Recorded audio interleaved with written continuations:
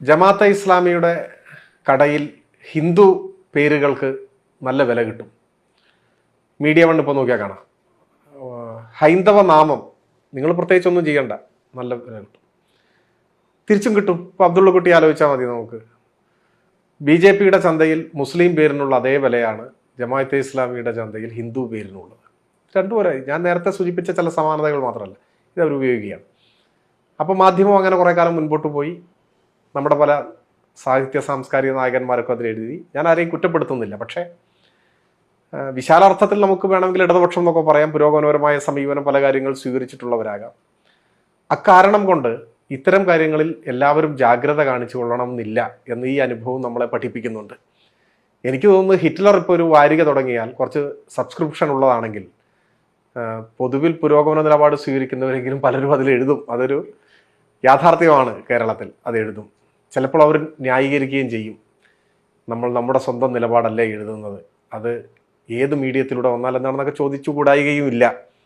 എന്നാൽ ആത്യന്തികമായി അതിൻ്റെ ഗുണഭോക്താവ് ജമാഅത്തെ ഇസ്ലാമിയാണ്, മാധ്യമമാണ്, അവരാണ്. യഥാർത്ഥത്തിൽ ഇന്നായിരിക്കും അവരൊരു പക്ഷേ താലിബാനെ കുറിച്ച് സ്വതന്ത്ര അഫ്ഗാൻ എന്ന് എഴുതിയത് ഇന്നായിരിക്കാം. മാധ്യമത്തിൽ കഴിഞ്ഞ ദിവസം എഴുതുകയാണ് താലിബാൻ മുന്നണിയിൽ നിൽക്കുന്നവരൊക്കെ കവിത എഴുതുന്നവരാണ്, നല്ല കവികളാണ് എന്നാണ്.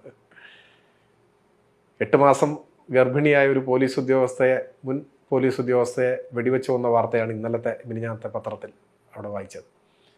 അവരുടെ ഔദ്യോഗിക വക്താവ്, താലിബാന്റെ വക്താവ് മാധ്യമങ്ങളോട് പറഞ്ഞിരിക്കുന്നു, പെണ്ണ് പ്രസവിച്ചാൽ മതി, വേറെ കാര്യങ്ങളൊന്നും ഇടപെടേണ്ട കാര്യമില്ല, പ്രസവിച്ചാൽ മതി എന്നാണ് പറഞ്ഞിരിക്കുന്നത്.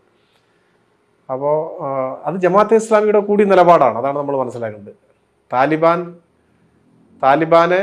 താലിബാന്റെ ഒരു മുഖപത്രം എന്ന പോലെ ജമാഅത്തെ ഇസ്ലാമിയുടെ മാധ്യമങ്ങൾ മാറിക്കൊണ്ടിരിക്കുന്ന ഒരു സാഹചര്യം നമ്മൾ മനസ്സിലാക്കുക.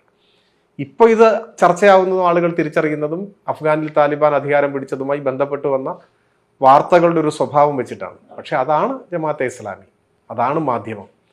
അതിൽ ആരെങ്കിലും തെറ്റിദ്ധരിച്ചു പോയിട്ടുണ്ടെങ്കിൽ അത് ശരിയാവണ്ണം അവർ മനസ്സിലാക്കട്ടെ എന്ന് മാത്രമേ പറയാൻ സാധിക്കൂ.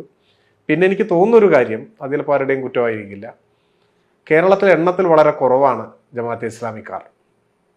ഇപ്പോൾ സാധാരണഗതിയിൽ ഒരു മുസ്ലിം അയാളുടെ വളപ്പിനകത്ത് പോലും പ്രവേശിപ്പിക്കാത്ത ഒരു വിഭാഗമാണ് ജമാഅത്തെ ഇസ്ലാമി. വളരെ ചുരുങ്ങിയ ആളുകളുടെ പിന്തുണ മാത്രമേ അവർക്കുള്ളൂ. അതുകൊണ്ട് അതൊരു വലിയ വെല്ലുവിളി ആയിരിക്കില്ല.